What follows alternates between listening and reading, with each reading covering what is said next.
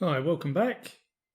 This is a problem that I found on Twitter and we need to find this angle here. Okay, let's start over here. This is a straight line. This is 105. All angles on a straight line must add up to 180. So this must be 75 degrees. Likewise, this is a straight line here. So to add up to 180, this must equal 45 degrees. Now, all the angles in a triangle also add up to 180. This is 75, this is 45. So what must this be?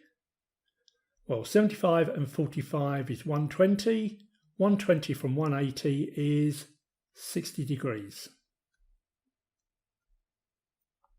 Now there's a rule in trigonometry that says if you've got two straight lines and they cross each other, then this angle here is the same as the opposite angle here.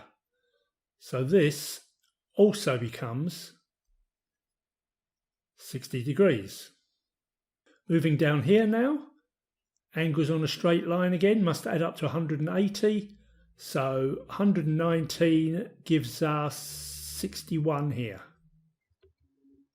61 and 60 give us 121, which means that this one over here is 59. That's because the angles in a triangle are again adding up to 180. And then angles on a straight line again means that this one in here is 180 less 59. So we're at 121 degrees.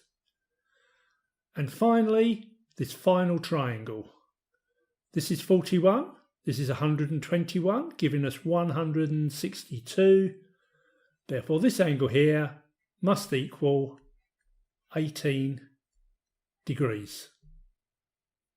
Did you get it?